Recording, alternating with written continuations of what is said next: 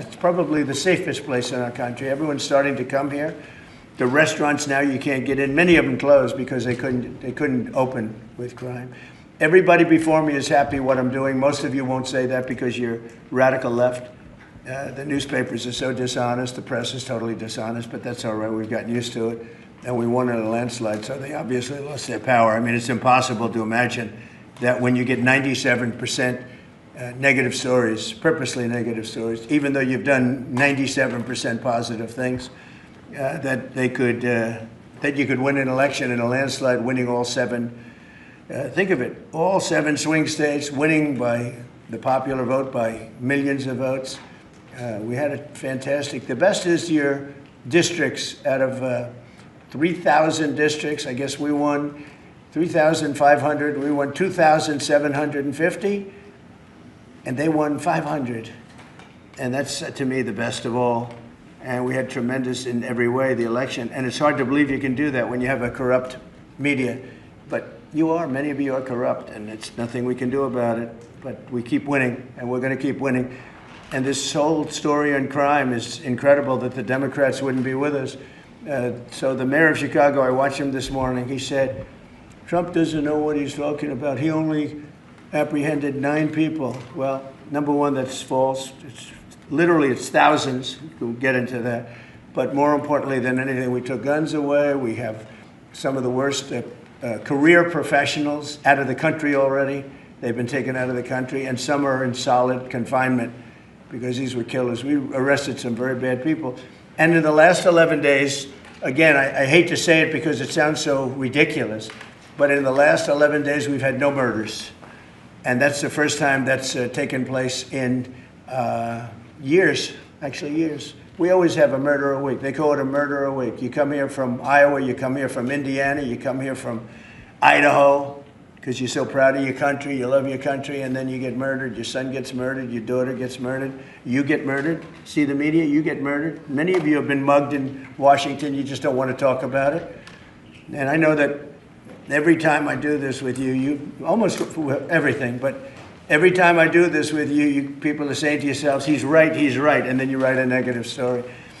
But we are doing an incredible job. The people behind me are amazing. We're working very well with the Washington police, as you know. The D.C. National Guard is unbelievable. We're also getting tremendous help from Secret Service.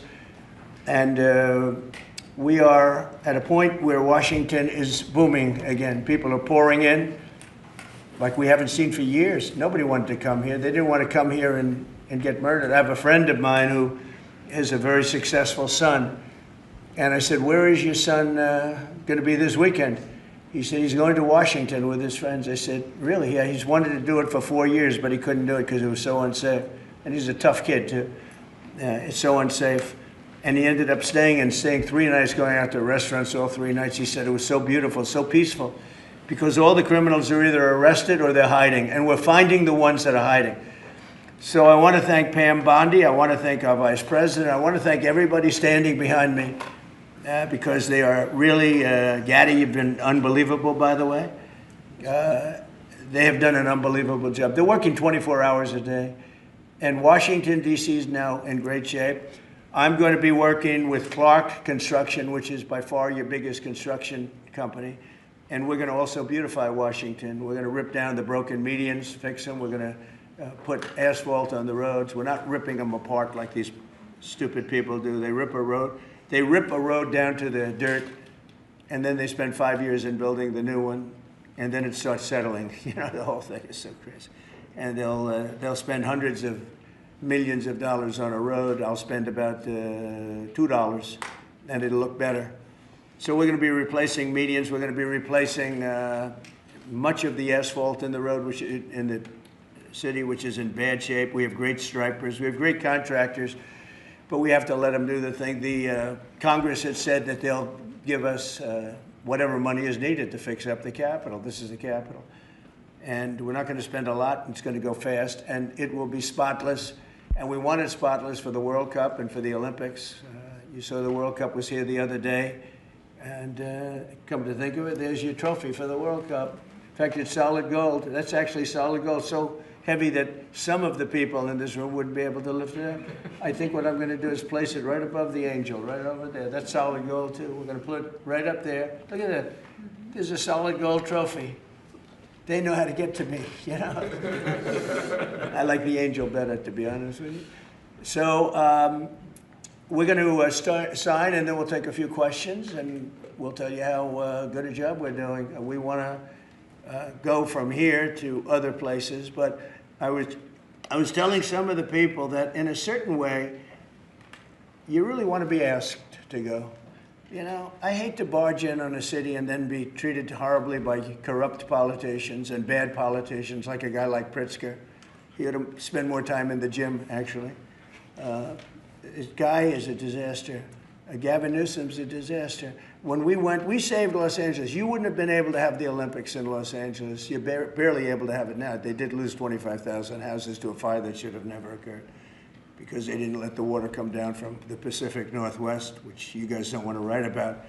I had to break into the water supply to let the water down. And even now, we want more. We can have much more. It's less than half of what should be coming in. I don't know, they have a political thing about it. It's like the craziest thing I've ever seen.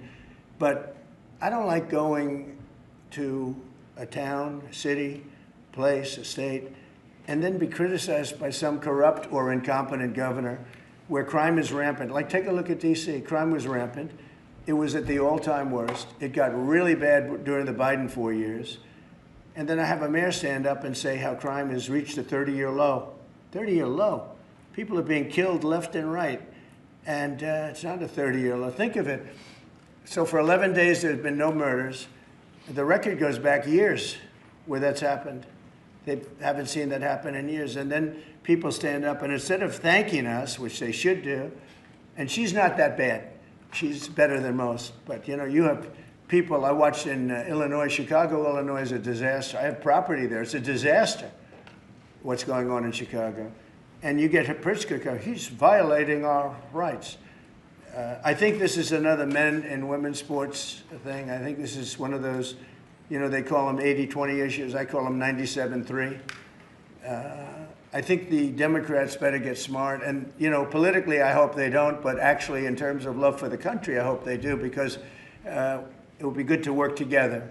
So I'm thinking about, you know, when I have some slob like Pritzker criticizing us before we even go there, I made the statement that next should be Chicago, because, as you all know, Chicago is a killing field right now. And they don't acknowledge it. And they say, we don't need him, freedom, freedom. He's a dictator, he's a dictator. A lot of people are saying maybe we like a dictator. I don't like a dictator. I'm not a dictator. I'm a man with great common sense, and I'm a smart person. And when I see what's happening to our cities, and then you send in troops, instead of being praised, they're saying you're trying to take over the republic. These people are sick. But I'm really saying, and I say this to all of you, in a certain way, we should wait to be asked, because they have cities that are so under control, you know, out of control. So we go in and fix it. They take the full credit for it, and they go out and say, I heard it this morning. They're saying how well they've done over the last 10-day period, that they set record lows. They don't say that we're there with very tough people, by the way. They have to pass the toughness test. Otherwise, they're not working for us. So, and we're allowed to do that now, according to the United States Supreme Court decision. Now, they have to pass a toughness test. If they're not tough, we don't want them for this job. They might be great for other jobs, but not for this job, because they're respected. You saw the gang of kids. They were all huddled up, and a group of soldiers walked up. They never even got over. Those kids ran back to their homes or wherever the hell they came from. They were gone. This is one of the safest cities right now in the world, as crazy as that sounds. And it took 7 days. It took really 3 days, but we're now in our 11th day. So I want to thank you. So we had all of these things, 439 illegal alien criminals have been removed, and we have 6 known gang members, some of the worst leaders of gangs anywhere in the country, MS-13 and Tren de Aragua. We have 2 missing children that have been recovered. They thought they were gone. We brought them back to the family. The family started crying. They couldn't believe that they saw their child again. 49 homeless encampments have been removed. Like, we have the head of South Korea coming in a little while, the president, and he drives down the street.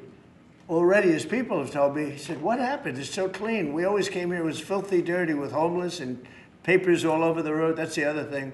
Those roads are swept immaculate, but they're going to be much better in a few months when we put a topping on them. They're going to look like they're brand new. We'll get rid of those rusty old medians that have been crashed into 1,000 times, and they don't fix them. They just let them, they lay them down on the road and they sit there for months. But we don't do that. We don't run things. We run things like we run this. We like clean, we like beautiful, and we like safe, and that's what we're getting. So I'll start signing the executive orders. To me, this is a very, very big deal. One of the executive orders has to do with cashless bail. That was when the big crime in this country started. And I can tell you who did it, when, but I don't want to do that because others followed pretty quickly. But that was when it happened. Somebody kills somebody, they go in, don't worry about it, no cash, come back in a couple of months, we'll give you a trial. You never see the person again. And I mean, they kill people and they get out. Cashless bail. They thought it was discriminatory to make people put up money because they just killed 3 people lying on a street. Any street all over the country, cashless bail. We're ending it, but we're starting by ending it in DC, and that we have the right to do through federalization. Okay, let's go. Could I ask you to say exactly what this is? Of course. So as you've consistently identified, sir, cashless bail policies are a key driver of the disorder we see on city streets all over America. Catch and release system allows criminals to keep going back out onto the street and reoffending. What this executive order does, it charges your attorney general with identifying jurisdictions all over the country that have cashless bail policies, and then it withholds or revokes federal funds and grants that are flowing to those jurisdictions to ensure that we're only supporting the people who have reasonable common sense policies around crime. So what area does it cover? Potentially anywhere that has a cashless bail policy. So some of the largest cities, some of the most left-wing states in America Almost have adopted. all of them, right? Illinois would be a great example of that, sir. Oh, they have a great cashless bail. You don't even have to go to court sometimes. No, Illinois, I love that state. It's a great state, but it's run so badly by Pritzker. They threw him out of the family business and he becomes governor. Now he wants to run for president. I don't think that's going to happen. Okay, we'll sign right here, right? Sir. So important. And this isn't Republican, Democrat. This is, and by the way, most Democrats agree with us. But this is just, we got to bring our country back. Okay? That's a big one. Also on the issue of cashless bail, sir, this is a DC-specific executive order. In addition to the measures that we're taking that are quite similar to what we're doing around the country, in DC in particular, the objective is holding as many criminal defendants in federal custody and subjecting them to federal charges as possible. That means that they'll be held pre-trial in federal jail as opposed to just being cut back out on the streets due to a cashless bail policy. Okay? And we have the room. And by the way, the prison they have in DC is horrible. It's horrible. People were subjected to live in that dog trap for so long, so unfairly. I have stories, you'll be hearing about them. That prison is horrible. Okay? This is an executive order that contains a number of additional measures relating to crime and law enforcement in Washington, D.C. It charges, for example, your Secretary of Defense with establishing specialized units in both the D.C. National Guard and the National Guard units around the country, specifically trained and equipped to deal with public order issues. It charges all of your various federal law enforcement agencies with hiring additional personnel to allow them to surge personnel to Washington, D.C. to deal with the current emergency here. It does a number of other things in that space, and it also asks the Attorney General to look at D.C. Metropolitan Police general orders that have currently impeded law enforcement efforts in the city, and to potentially look at unwinding those that are stopping the police from doing their job effectively. And are we going to ask this to be codified by Congress, all of these things? I think we could potentially, yes, sir. I think so. I think we should. I think we'll get it. I think Democrats will vote. Well, I don't know. It's hard to believe that they might not, but I think Democrats will actually vote for this.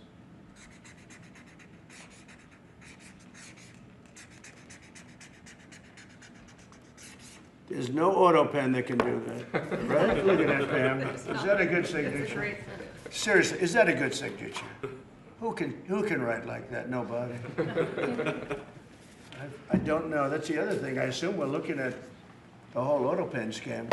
Sir. Because the person that ran it said he spoke to it briefly twice about nothing. That means that all those pardons that he gave to some very bad people, very unpatriotic people, very evil people, it looks to me like those pardons are worthless. Because number one, you shouldn't use an auto pen very specifically. But if you do, it has to be a very good reason. And they have to know that the president wanted it. The president didn't want this. The president didn't know he was alive, okay? He never approved any of this stuff. He wasn't for open borders and all the other things. He was never for open borders. I've known Biden a long time. He was never very sharp, but he was never in favor of open borders and all of the other things he did to destroy our country. Let's go. Lastly, sir, this is an executive order on flag burning. It charges your attorney general. Would you listen to this? This is very important. Flag burning. All over the country, they're burning flags. All over the world, they burn the American flag. And as you know, through a very sad court, I guess it was a 5-4 decision, they called it freedom of speech. But there's another reason which is perhaps much more important. It's called death. Because what happens when you burn a flag is the area goes crazy. If you have hundreds of people, they go crazy. You can do other things. You can burn this piece of paper. You can, but when you burn the American flag, it incites riots at levels that we've never seen before. People go crazy. In a way, both ways. There are some that are going crazy for doing it. There are others that are angry about them doing it. Do you want to discuss that? Sure. So what the executive order does, sir, it charges your Department of Justice with investigating instances of flag burning, and then where there's evidence of criminal activity, where prosecution wouldn't fall afoul of the First Amendment, and instructs the Department of Justice to prosecute those who are engaged in these instances of flag burning. And what the penalty is going to be, if you burn a flag, you get 1 year in jail. No early exits, no nothing. You get 1 year in jail. If you burn a flag, you get, and what it does is incite to riot. I hope they use that language, by the way. Did they? Yeah, incitement is incite to riot. And you burn a flag, you get 1 year in jail. You don't get 10 years, you don't get 1 month. You get 1 year in jail, and it goes on your record. And you will see flag burning stopping immediately, just like when I signed the Statute and Monument Act. 10 years in jail if you hurt any of our beautiful monuments. Everybody left town. They were gone. Never had a problem after that. It's pretty amazing. We stopped it. But this is something that's, I don't know, in a certain way, it's equally as important. Some people would say it's more important. Because the people in this country don't want to see our American flag burned and spit on. And by people that are, in many cases, paid agitators. They're paid by the radical left to do it. You talk to these people, they don't even know, half of them don't even know what they're doing. They say, I don't know, they gave me money to do this. I see the same things that you do. They're bad people. They're trying to destroy our nation. That's not working, because I think our nation now is the most respected nation anywhere in the world, by far. You saw that with the European leaders on Friday. You saw that with NATO, where they agreed to go from 2% no pay to 5% fully paid up, trillions of dollars paid, where they respect your president to a level that they jokingly call me the president of Europe. They call me the president of Europe, which is an honor. I like Europe, and I like those people. They're good people. They're great leaders. And we've never had a case where 7 plus really 28, essentially 38 countries were represented here the other day. 38 European countries were represented. European and other countries were represented. And it was a great meeting. But your country is respected again. I say it all the time. 1 year ago, our country was dead. Everybody said it. We had a dead country. We were not going to survive. Now we have the hottest country anywhere in the world. So it's an honor to be involved. And this group has a lot to do with it, right behind me.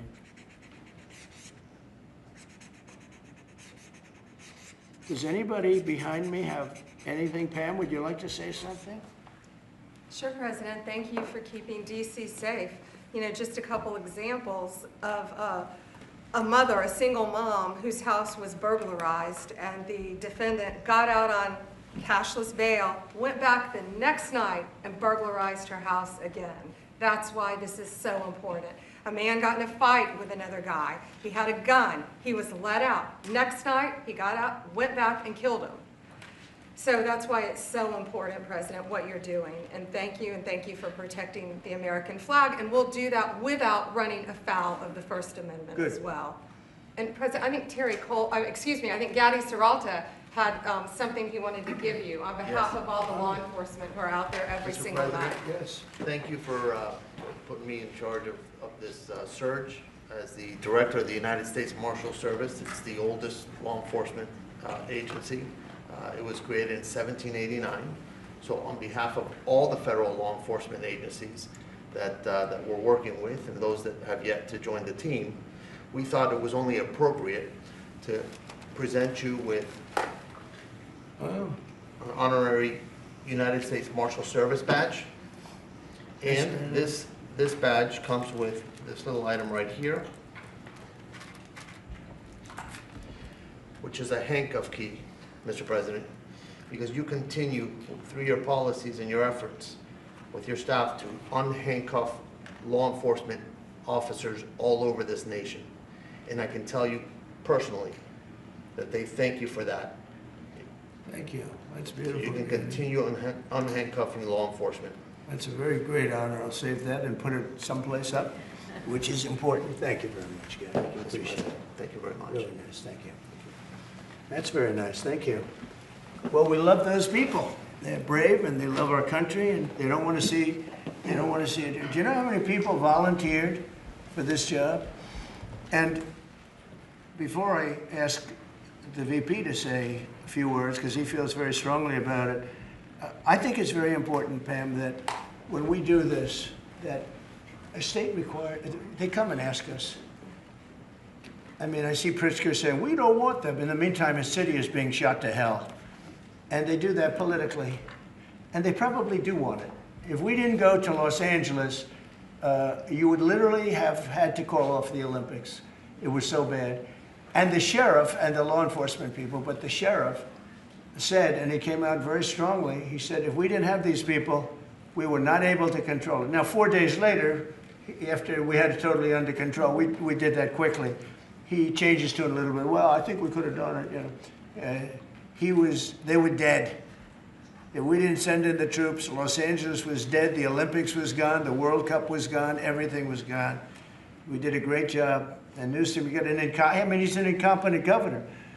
But I think people should want us to be there because otherwise all they'll do is complain as we do our job. So we'll have to think about that, okay? We go in, like in Washington, we go in and the people that are here that have been doing, I don't want to say terrible because she happens, you know, she's a nice woman, I guess. I don't care about if she's nice, you know, I really don't care. I want her to do, I'd rather have her be horrible but do the job. But we come into Washington and we have the 11 best days they've had here in 2 centuries. I mean, they've never seen anything like it. Let's go 2 decades. In over 20 years, they haven't seen anything like what happened. And now they're out there saying, we don't have crime in Washington. Well, that's true. For 11 days, you don't have crime. But before that, everybody was getting hit and mugged, and you people could not walk to your office without security. That's how unsafe it was. So I think we should really let them have their city, let their city go to hell, and when they come and beg us to help. The only problem is we want to save it for the people, because the people want us there. The people here, 95% of the people here want us. The real people, not the people you find on, I don't know where you find these people. You have one person that has a broken nose, where'd you get it? Well, I was mugged, good. Do you want to see Trump here with, no, I don't want. The woman has a broken nose. She got mugged. But she's saying she doesn't want any protection. It's all made up fake news. It's just fake news. I don't know where you find these people. Anyway, would you say a couple of words, please? And then I'm going to ask JD to say something. You have done an unbelievable job in a short period of time. Thank you, Mr. President. Highly recommended by you-know-who, right? Yes, sir. You want to say his name? Mr. Youngkin, Governor right. Youngkin. Yes, sir. We stole you from Governor He called Youngkin. me. Right. He called me. Glenn Youngkin called, and he said, I have somebody who's really fantastic. And based on that recommendation, here you are. You've done a fantastic job. I appreciate it. Thank you, Mr. President. Thank you. Go ahead. The men and women of the Metropolitan Police Department are back. They enjoy doing their job again. They feel the ability to go out and be law enforcement officers. They feel that they're connected to their communities again. They are making a difference. Thanks to you, Mr. President, and our federal task force, you are making DC safe once again. Thank you, sir. It's going to get better and better. Well, it can't get much better. There's no crime. I read where crime's down 89%. I said, really? Who are the 11%? Okay? There's no crime. JD, please.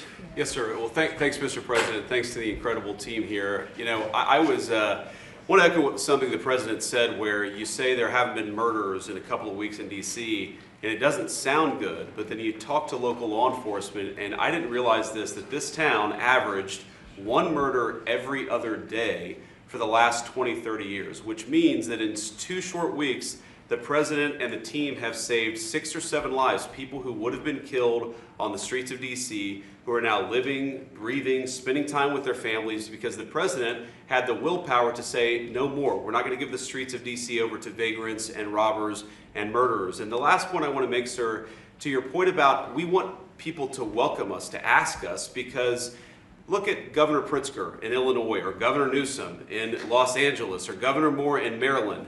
They are angrier about the fact that the President of the United States is offering to help them get their crime under control than they are about the fact that murderers are running roughshod over their cities and have been for decades. Why are Democrat governors angrier about federal law enforcement helping clean up their streets than they are about the fact that those streets need to be cleaned up to begin with? It shows a real sickness in the head. And I agree with the President of the United States. I think most Democrats, rank and file, nobody likes crime. Republicans don't like crime. Democrats don't like crime. Independents don't like crime. Why are Democratic governors doing everything in their power to make crime easier to do in their cities? It doesn't make an ounce of sense to me. But, Mr. President, I appreciate you being willing to help. And I hope these governors take you up on the offer, because we should clean up all of America's streets. It's the right of every American to live in safety and comfort in their community. And we've got the people to do it. They're signing up like they've never signed up before. Our military, as you know, during the campaign, nobody was signing up. We were way short of their goal, we were understaffed. Nobody wanted to be in the military. Nobody wanted to be a policeman. Nobody wanted to be a fireman. They didn't want anything to do with the country. We had an incompetent, grossly incompetent president who, frankly, should not have been there. He should have never been there. The damage he did to this country is incalculable. I mean, just what he has done. So much of our effort are getting murderers and jailbirds and people out of this country who are drug dealers at the highest level. So much of the energy of people that he led in, it was an unforced error. But I don't think they think it's an error. But I don't believe he believed it. It was the radical lunatics that surrounded this guy at this desk, who are brilliant people, but with the wrong philosophy. There were some brilliant people, but they're evil people, and they're going to be brought down. They have to be brought down because they really hurt our country. But we're getting it back very quickly. And I'll tell you something, our country's now it's stronger. I think we're more respected than we've been respected in 100 years. It's a whole different ballgame. JD, could I ask you, Yes, sir. You gave a stat on murders here. What were the numbers? You said in a short period of time, how many people were murdered? Local law enforcement told me, sir, that in the past 20 or 30 years, D.C. has averaged a murder every other day. That's, 200 murders a year, 150, 250, but about every other day a person has been killed on the streets of Washington, D.C. We've been doing this for 2 weeks. 0 people killed. That's real lives saved that the media and, frankly, the entire Democratic Party should be saying, thank you for saving lives, instead of attacking the President of the United States for doing so. You know, when a person, unfortunately, will probably happen at some point, when a person's murdered in D.C., it's going to be the biggest story maybe in history. Right? Yes, sir. Somebody was murdered in D.C. Trump is failing. No, we're not failing. We have a safe city. This is maybe the safest city in America right now. That's how good it is. And it would be nice to be appreciated. These people, eventually, they're going to have to be appreciated for what they're doing. And they're going to have to be appreciated by the officials that are really happy when we go in because they've lost control of their place. Steve Miller, please, say a few words. Thank you, sir. So just to, first of all, follow up on what the Vice President said, no police officer working in the city can remember a time in their lives when there has been no murders. You can work at the police department for 20 years, 30 years, your whole life. We've checked the records. No one can even find a record of being murder-free for as long as we've been murder-free under President Trump's leadership. Additionally, and the President spoke about this before, we've uncovered, in the process of uncovering, a massive scandal in Washington, D.C. with the doctoring of crime stats. And the Department of Justice, under the Attorney General, is leading the effort to uncover this. But when we ultimately share the results, it will stun you.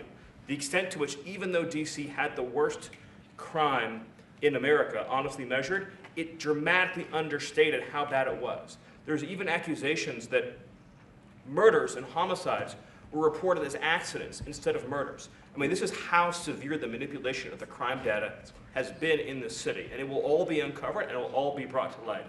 You know, I've had a chance to spend some time, as has everyone here, with the police officers in the city. Members of the public are going up to them and thanking them, just overflowing with gratitude, because for the first time in their lives, they can use the parks, they can walk on the streets. You have people who can walk freely at night without having to worry about being robbed or mugged. They're wearing their watches again. They're wearing jewelry again. They're carrying purses again. People had changed their whole lives in this city for fear of being murdered, mugged, and carjacked. It is a literal statement that President Trump has freed 700,000 people in this city who were living under the rule of criminals and thugs. And the last thing I'll say is that under the efforts of Terry, to my left and many here, what they found also is that the street criminals here in Washington, D.C. were doing business directly with the transnational criminal cartels, the foreign terrorist organizations. So not only was the city being run by these criminal thugs, but they were working with some of the most dangerous terrorist organizations on the planet to traffic weapons and drugs into this city. And what we are uncovering every day is shocking to us, and we look forward to sharing all the results with you. But President Trump, your leadership has uncovered some of the great public safety scandals of our life, and now because of you, people are safe and free for the first time ever in this city. Thank you very much, Steve. You know, in Los Angeles, Beverly Hills is, you know, a great place. I have a house there. I had a house there. I used to stay a lot of time, spend a lot of time there, and a great place. Do you know that I have friends, they leave their trunk open for their car because they don't want, they know they're going to be vandalized. They don't want the trunk ripped off in order for them to steal what's in the back. They leave the doors open so when they go in to steal the radio or whatever they take, that they don't rip off the door. They leave the doors totally open so the criminals, when they go and open the door, they'll have to break the windows and kill the car in order to steal whatever it is in the car that they're looking for. And that's at a level that nobody's ever seen before. Nobody lives like that. I have another friend, he has a garage, and in order to save his garage door, he leaves it open so that people can just walk into his garage, take whatever they want, and leave. But all the cars are, so many cars, I've been told this by many people, stars, big people, they leave their doors open so the doors aren't destroyed by these criminals. All over Los Angeles this is taking place. And you know that, I mean, you've heard that. Christy, could you say a few words? Sure. Well, Mr. President, I think one of the most impactful statistics that you used today was of the 1,000 arrests that have happened already so far, 439 of them were illegal criminals, which means they never should have been in this country to begin with. That they were in this country, invaded over our southern border or our northern border or maritime seas, and then they committed crimes against the American people. So by getting those individuals incarcerated, we've stopped those violent crimes from happening here in the city. And sir, they do. Exactly like Stephen was talking, they have ties to cartels. They have networks across this country and other cities. So by what you're doing here is going to have a ripple effect in Miami, in Chicago, in other cities, because you're grabbing those networks and giving us information and targeting information to go and get more criminals across this country. So thank you for the work that you're doing. We have ICE and CBP, Federal Protective Services, Secret Service, HSI, all of our officers are working with all the other agencies every day here in DC, and they're so proud to have this kind of partnership. So they're so glad that you're letting them do their jobs again. And I don't know if you've heard, sir, but the recruitment campaign for ICE, when we were going to hire 10,000 new officers, We've got over 130,000 people that have applied and raised their hands and said they want to work with ICE. So no matter what the fake news says or what the media says about ICE not having support, they've got incredible support from the American people. People want to join them and help them do what they're doing to make America safe again. So thank you for the I was going opportunity. to say that our recruitment drive, so it was dead. During the campaign, they couldn't get, every story was the Army can't fill up, the Marines, none of them could fill up. They were way behind. We couldn't get anybody to go into the military, couldn't get any police. We've just set records on everybody wants to be in, everybody wants to go in. And we're taking incredible people. I mean, the level of, you know, because of the Supreme Court, it's based on merit. It's all based on merit now. It's not based on anything else. You got to, if you need strong people, you have to get strong people. It's all based on merit. But we're setting records in the Army, Navy, Air Force, Marines, the Coast Guard. One of my favorites, because I happen to have created it, Space Force. We're very proud of Space Force. It's amazing what it's doing. We're leading in space now. China was killing us. Russia was beating us.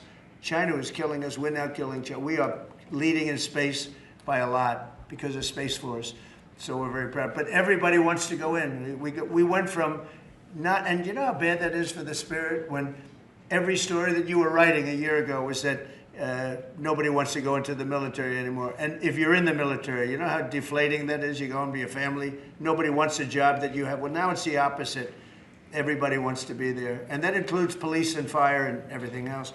You're doing a good job. Thank you, sir. You stopping a lot of wars? just the presidents we're stopping them. We've stopped 7 wars, and really the number is actually 10. We're not including a couple, and we're not including in there what we did with Iran, stopping their nuclear play. They would have had within a month or two, they would have had a nice big nuclear weapon to use. That's not going to happen. That won't happen.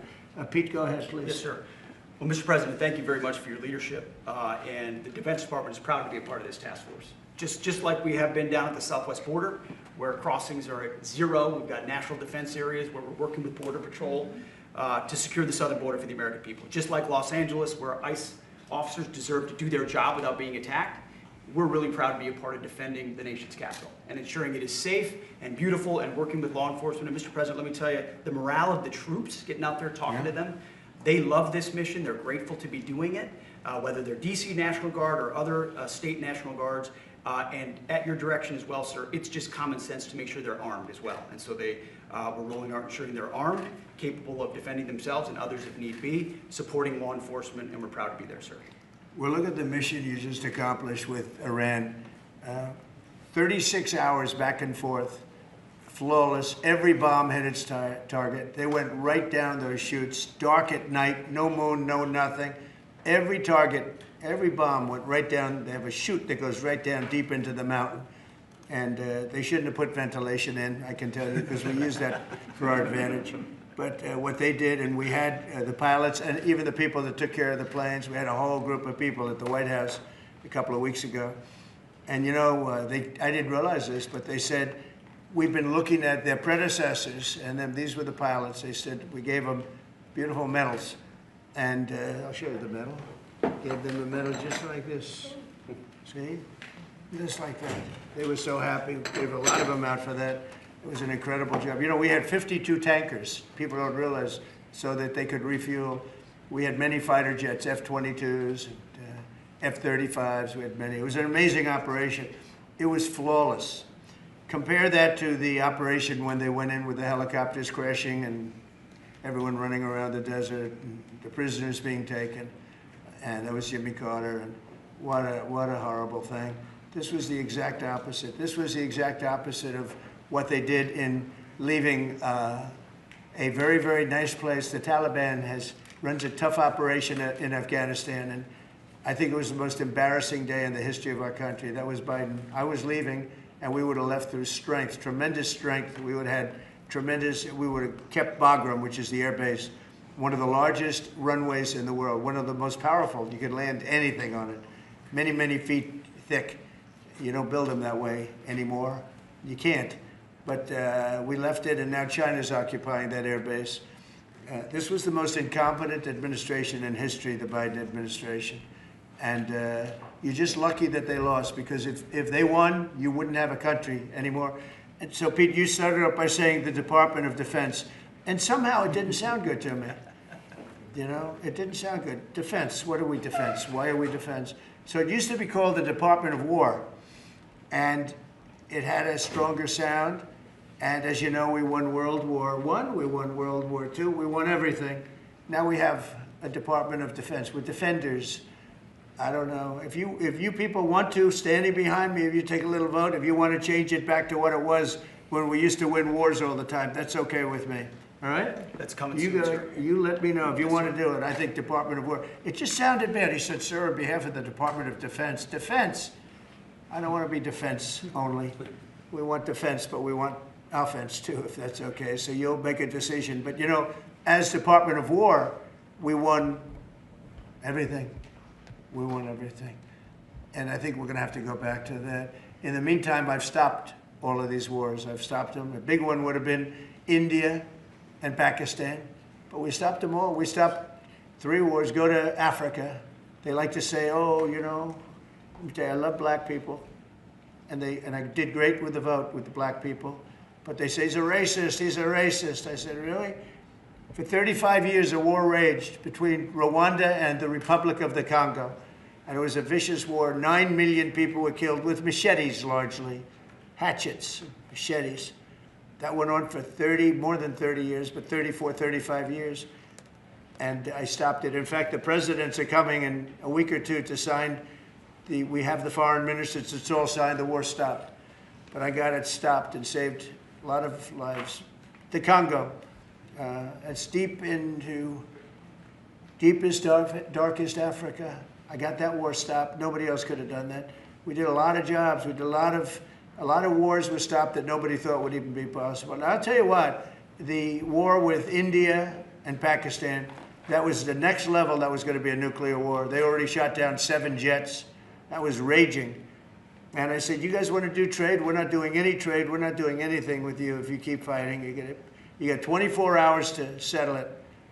They said, well, there's no more war going. And I used that on numerous occasions. Trade, I used I used whatever you had to use. But we got 7 of them stopped. And the one I thought would be easiest, frankly, was going to be Russia and Ukraine. But that turns out to be some big personality conflicts. It's one of those things. But we're going to get that stopped eventually. We're going to get that stopped too. 7,000 soldiers died last week. Think of that, 7,000. I usually say 5,000, but 7,221 soldiers died last week in the fight between Ukraine and Russia. And they're not our soldiers, but they're souls. They're living souls, and they leave their homes, and they wave to their parents, and their parents are so proud as they leave in a beautiful uniform, and a week later they get their head blown off by a drone. New form of military. It's a whole new form of fighting. So I would just like to thank the people that are behind me. Thank you very much. You've done a fantastic job. I appreciate it very much. We're doing a real job, and I'm so proud of DC. I passed it 2 days ago, and all the garbage is off the streets. It's terrible. I came in a month and a half ago. I'm driving down and I see garbage all over the place. The streets were a pigsty. Like I won't use the city's names, but you know what I'm talking about. There are plenty of them outside of this country and inside of this country. Baltimore is a horrible, horrible deathbed. It's a deathbed.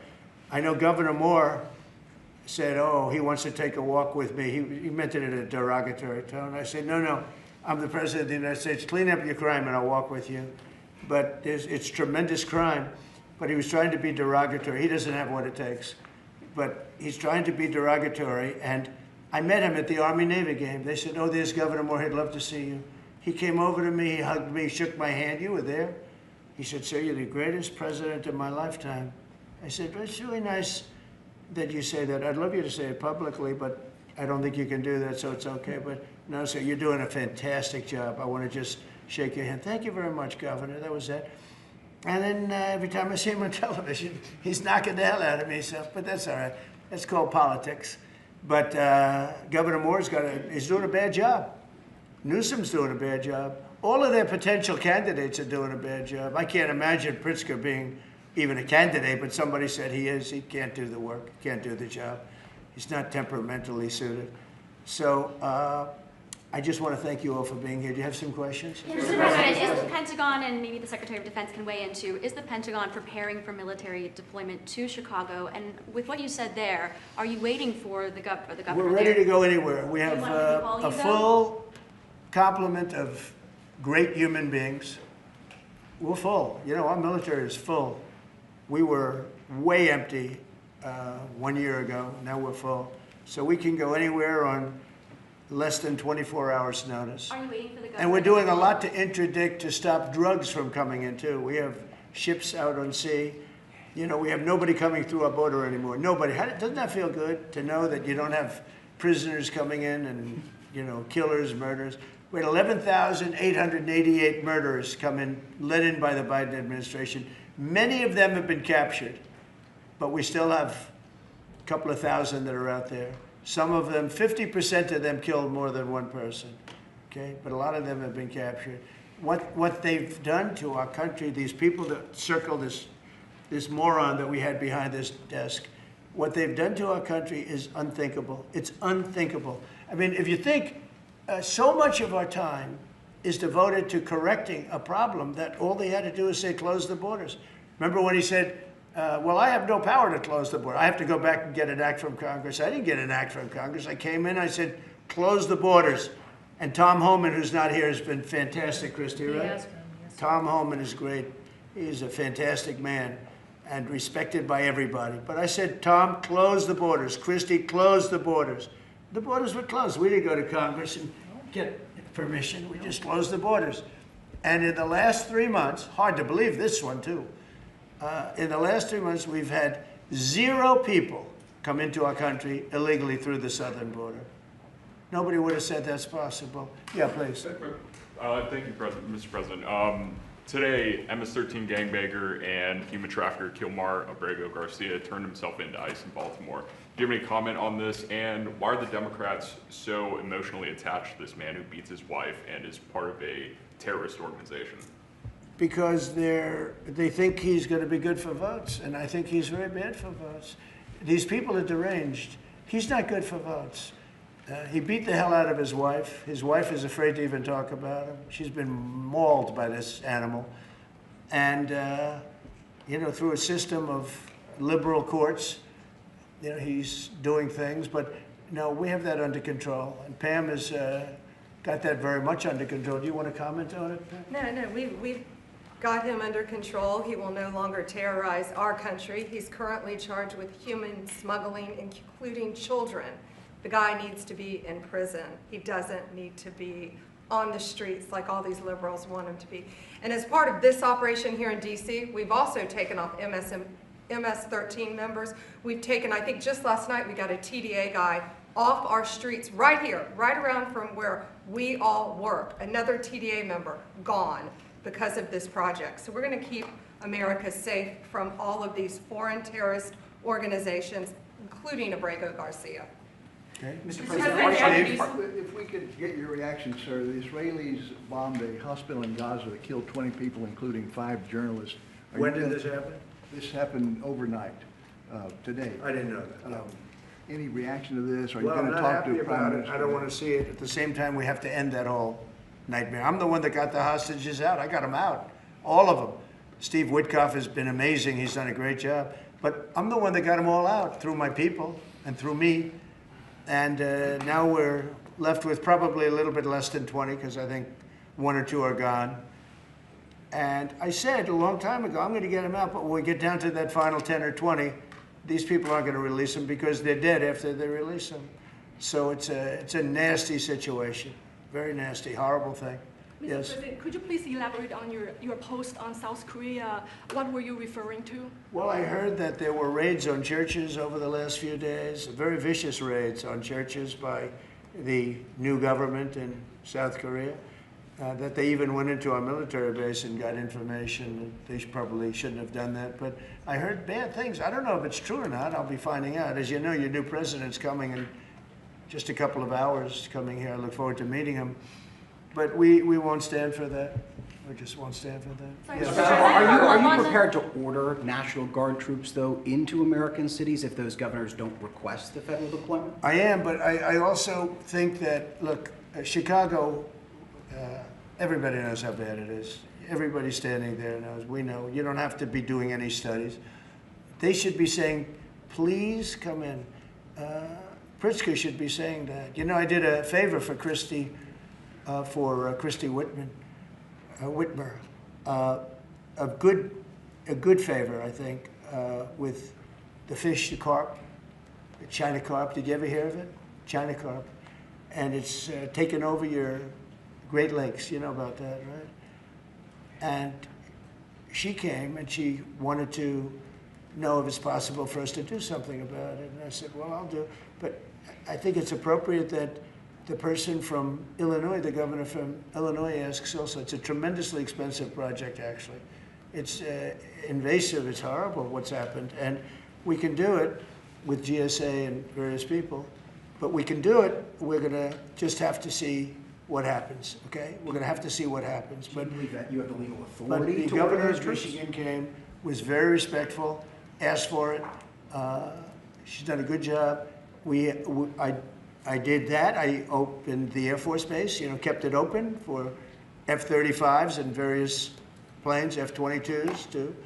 I did that for the state of Michigan at her request. And I will, and also at our congressmen. You know, we have congressmen that are unbelievably pro-Michigan up there. But some of this stuff, like the lakes, the Great Lakes, this is a big problem that nobody ever talks about. Most of you probably have never heard of. We have a pretty violent fish that comes from China, China carp, Chinese carp. And you see them jumping out. They jump into boats and they jump all over the place. They've got a lot of energy. And there's a way of getting rid of them. It's very expensive. And I didn't get a request from the governor of Illinois, is affected maybe more than anybody else, right? And I think until I get that request from that guy, I'm not going to do anything about it. And I feel the same way about crime. We go in, we will solve Chicago within 1 week, maybe less, but within 1 week, we will have no crime in Chicago, just like we have no crime in DC. But, you know, I don't like to go in and do it and then have somebody stand up and say what a great job he's doing on crime. And we don't want the military in our state. We don't want the military. Do you understand? Do you understand that? Yeah, these governors will say So I don't know. there is no We're going to emergency have a little response. meeting, I think. You know, I feel like we go in and we do it, like here.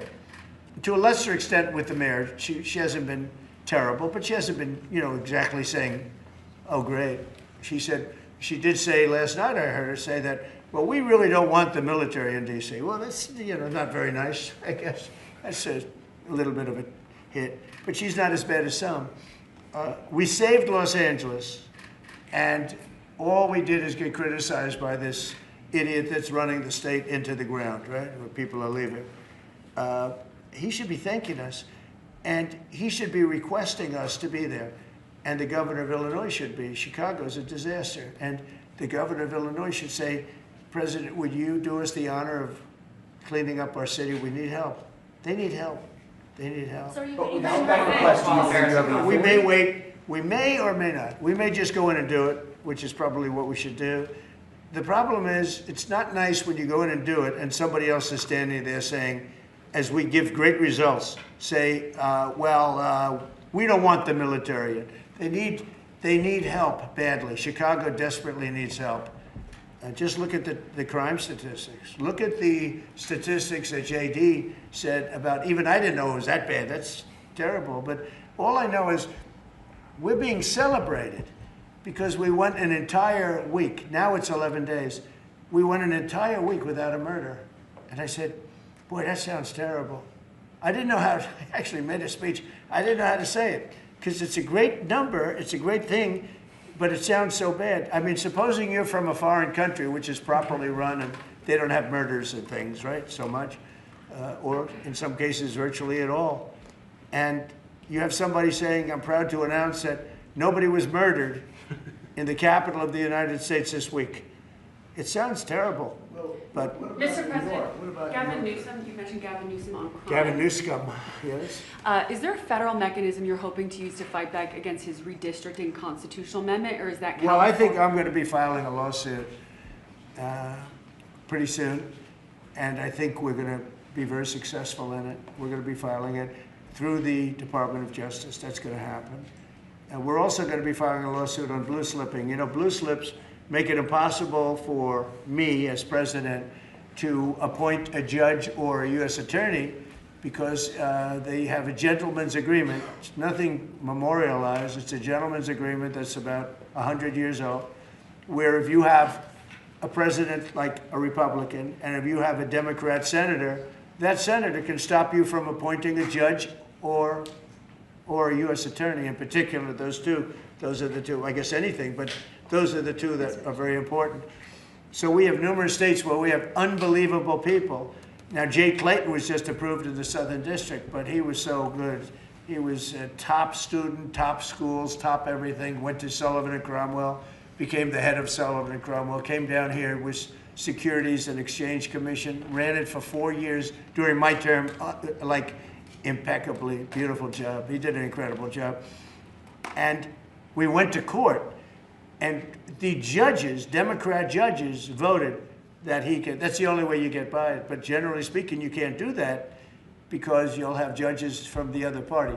So Jay Clayton just got approved, and he's in, but he didn't get approved by the senators. He got approved by the court system in New York, which was a great thing. And I had a big victory in New York, I might add. I saved myself $500 million with a fake, corrupt attorney general, a really corrupt person with a corrupt judge who was disgraceful, and they're being mauled right now by everybody. It's so corrupt, and it kept business out of New York, stuff like that. But the appellate division vacated all of that stuff that you read about, and we're going to do a big number on that whole thing. You can't have a corrupt court system. You can't have that. You have to have borders, and you have to have a free press. Otherwise, you don't have a country. But you'll be hearing about the blue slipping, because if you have not, you don't need two senators. You just need one Democrat senator with a Republican. The only person that I can get approved are Democrats or maybe weak Republicans, but we don't want that. But the only person I will be able to get approved in any of those states where you have a Democrat I can't get a U.S. attorney. I can only get a Democrat U.S. attorney. And this is based on an old custom. It's not based on law, and I think it's unconstitutional, and I'll probably be filing a suit on that pretty soon. Yeah, please. During the campaign, you called Kamala Harris a communist, but the Biden-Harris administration, they never called for nationalizing a private company with the federal government like you're proposing with Intel. What do you say to some who say this is a bit hypocritical, and is this the new way of doing industrial policy? Yeah, sure it is. I want to try and get as much as I can. If people come in and they need something, as an example, as a real estate person, if I have an agreement and I have any form of a stopgap where I can stop somebody from doing something, right? I have a covenant in an agreement, and they come to me and they say, would like to do something, but you have us restricted. If I do that, they usually have to pay. Now, in the case of Intel, it was interesting, but I hope I'm going to have many more cases like it. Intel came in. I met with the gentleman. I had a lot of respect for him. He came in under a little bit of a cloud. I liked his story. I thought he was good. I think he really means to do a good job with Intel. I said, I'd like to ask whether or not you'd give, you know, because the story, a lot of people said I invested in Intel. I didn't invest, but I invest my heart in it and my soul because I want the country to be strong. But I said, I'd like you to give 10% of Intel to the United States of America. Not to me, to the United States of America. And I said, if you have them as a partner, you have the United States as a partner, I think that would be a very good thing for Intel. And he thought about it, a little bit different, and he said, I like that idea very much. We have a deal. And I just made $10 billion or $11 billion for the United States of America. And yeah, there will be other cases. If I have that opportunity again, I would do that. And then, you know, you do have stupid people say, oh, that's a shame. It's not a shame. It's called business. If somebody's willing to give you 10% of a company and you're not paying for it, And I will tell you, with a company like Intel, as you know, it's had difficulty. I want them to do well. I want them to do well anyway, but I want them to do well in particular now. But isn't public ownership of a private company a new way of doing business in the business of the United States? Isn't that what you were sort of rejecting? So are tariffs. So, as you know, the stock market went up almost 1,000 points on Friday. And it went up not because of this very, I think, terrible, hello? Who's that? Who is that back there? All right, get out of the room. It went up because of something much different. It went up because it was announced, CBO announced the numbers, and as you know, they gave no credit to tariffs. They said they made a mistake, that the trade deficit will be reduced because of Trump's tariffs, will be reduced by $4 trillion, right? Is that what they said, right? They said $4 trillion, and the market went up like a rocket ship because the tariffs are good. Well, tariffs aren't that usual. If the 7 wars I stopped, 4 of them were because of the fact that I had tariffs and trade. And I was able to say, well, if you do this, if you go fight, and if you want to kill everybody, that's okay, but I'm going to charge you each 100% tariff when you trade with us. You know what? They all gave up. I stopped 7 wars. Numerous of them was because of tariffs. So, you know, you never knew the word tariff. It didn't exist really, essentially, in this country until actually in the 1870s up till 1913 it existed. And we were the richest country. We were richer then, proportionately, than at any time in the history of our country. And then, stupidly, in 1913, they said, let's go to the income tax way of life. Let the people pay instead of foreign countries. No. We're taking in trillions of dollars in tariffs, and we're stopping wars because of tariffs. So that's not so normal either. But you know what? Other countries did it to us, and now we're doing it to other countries. You ruled out boots on the ground in Ukraine, but how would air support as part of a security guarantee be any different? Those U.S. Well, you airmen... really went from one question to the next. You go from one. I expected he'd at least challenge me a little bit. Now we're talking about boots on the ground. But U.S. air assets over the skies of Ukraine as part of a security guarantee, wouldn't those U.S. airmen also be in danger? You don't know what security guarantee is because we haven't even discussed the specifics of it, and we'll see. Number one, Europe is going to give them significant security guarantees, and they should because they're right there. But we'll be involved from the standpoint of backup. We're going to help them. And I think if we get a deal, and I think we will, but if we get a deal, you're not going to, I don't believe you're going to have much of a problem. But we'll back it up because I want to stop seeing people being killed. You know, when Biden was here, he gave $350 billion. You know this from covering business. $350 billion to Ukraine. I said that Zelensky's the greatest salesman I think I've ever met, better than P.T. Barnum, because he'd come to the country, he'd walk out with $50 billion every time. He actually came here once, he walked out with $100 billion. We're up to $350 billion.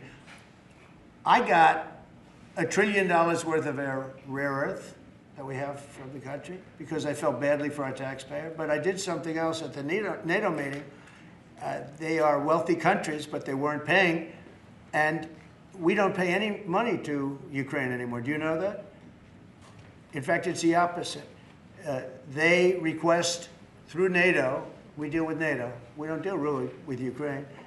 NATO requests missiles. They want Patriots. They want missiles. We give the missiles to NATO. NATO pays us in full and does what they want. I mean, I think they give them mostly to, they can do other things with them too because we're dealing with NATO.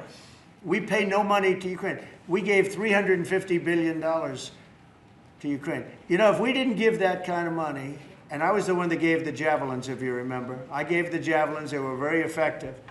They say Obama gave sheets and Trump gave javelins. They were very effective with those tanks right at the beginning.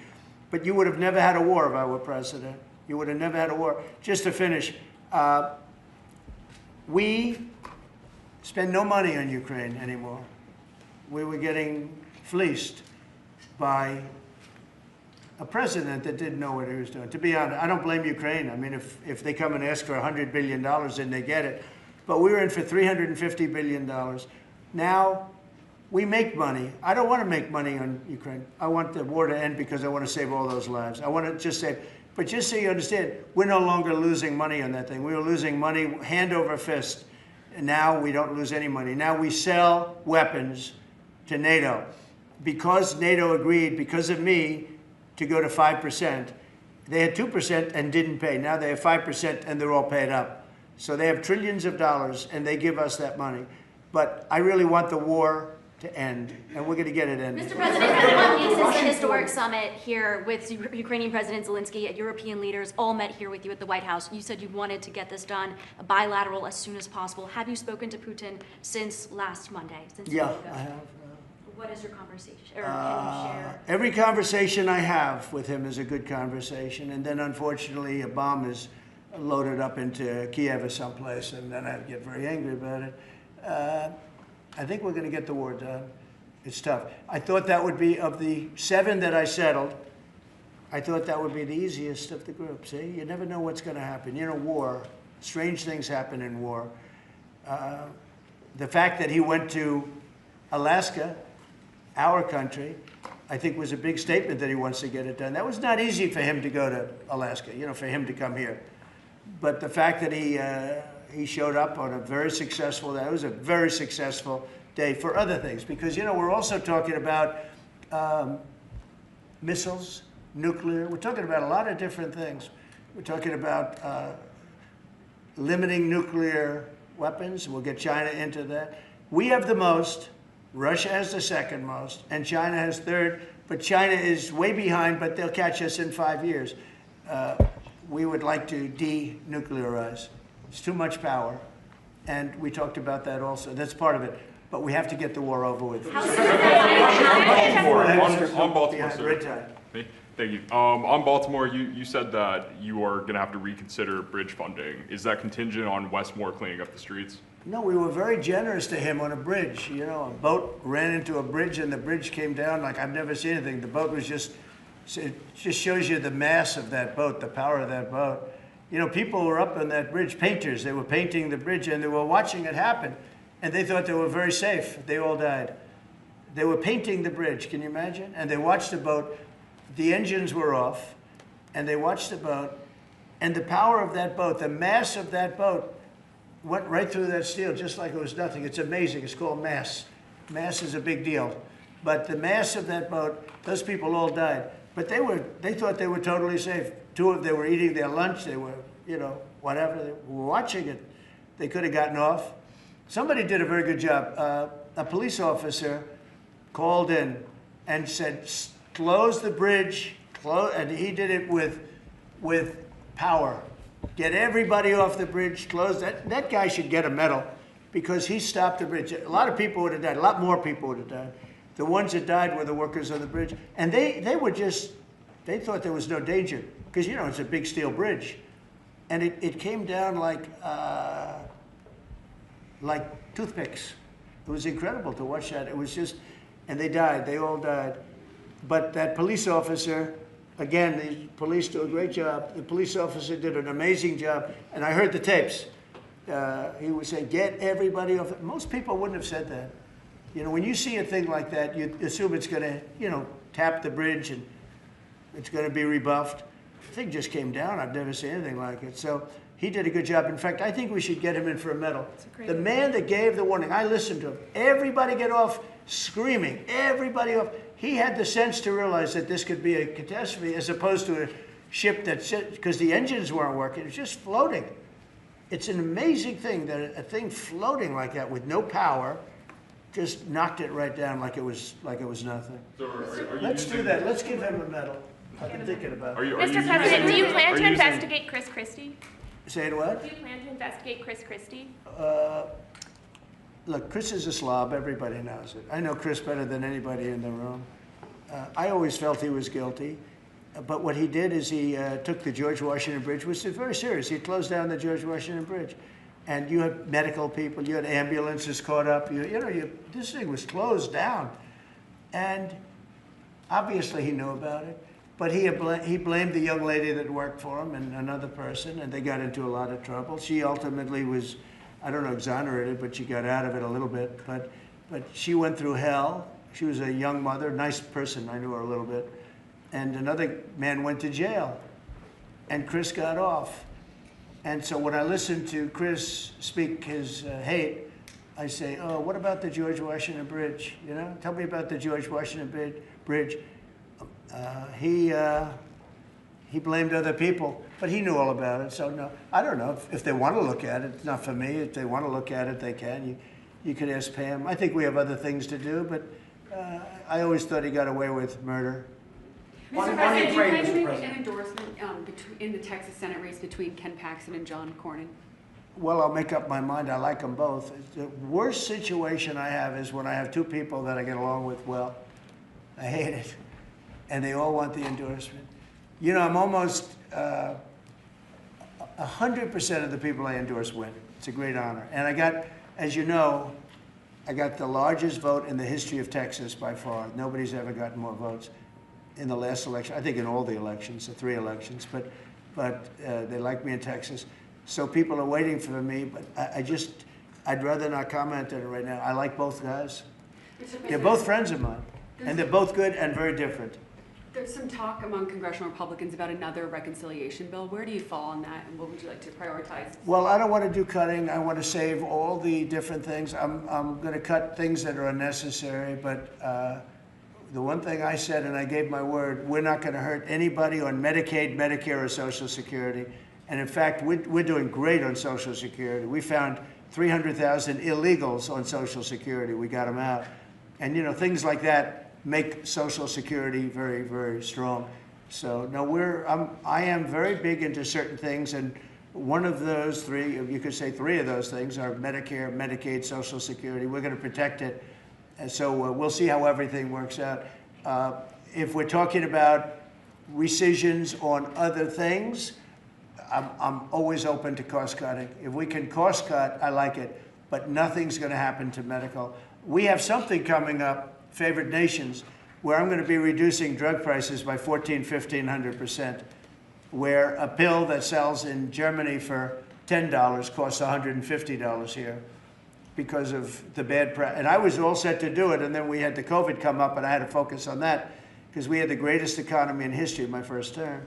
I will tell you that we are going to be doing numbers on the cost of drugs in this country that I'm not talking about a 20% decrease, which would be great. I'm talking about 1,000% decrease. We're talking about where a product would sell for $80 in Germany and $1,300 here.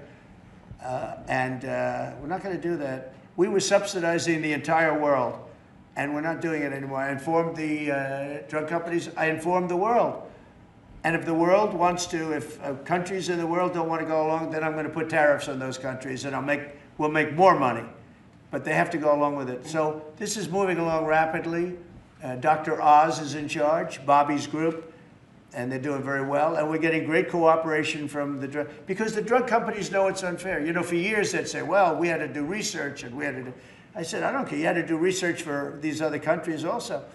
They are ready to go, and I'm ready to go. And you know, if I pull that off, there's no way a Republican will lose an election. There's no way. All right, one more question. Steve. On Ukraine, Mr. President. Steve. Back to Ukraine. Watch this guy.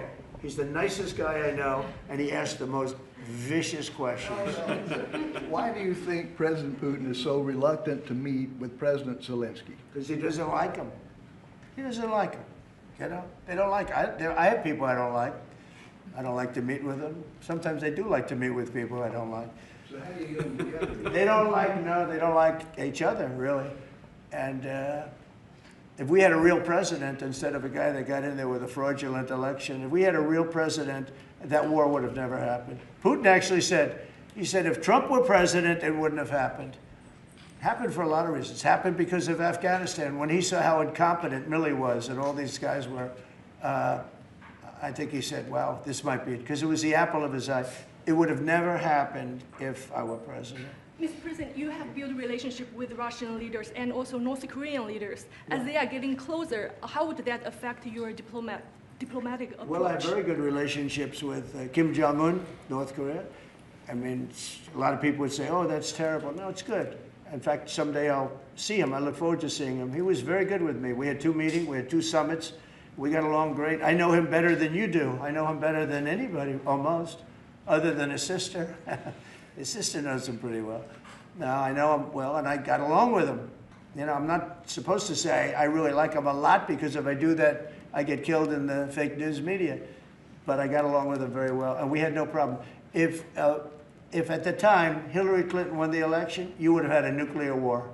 You would have had a nuclear war. We're not going to have a nuclear war. Once that happens, it's over. We're not going to have a nuclear war. No, but Kim Jong-un will meet at some point. I look forward to it, actually. But do you notice that since I came into office, you haven't had a problem with him? Hasn't been, you know, he tests lots of rockets. He does have great capability, I will say that.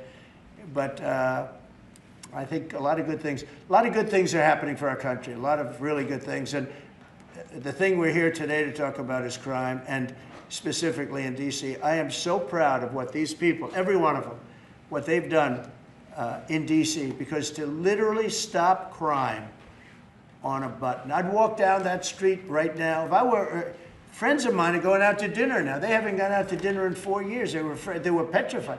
Half the restaurants closed because nobody could go because they're afraid to go outside. Now those restaurants are open, and new restaurants are opening up. It's like a boom town. It's a great thing to see, and I'm very proud of the people behind me. Thank you very much, everybody. Thank you guys. Thank you guys. Thank you guys. Thank you guys. Thank you.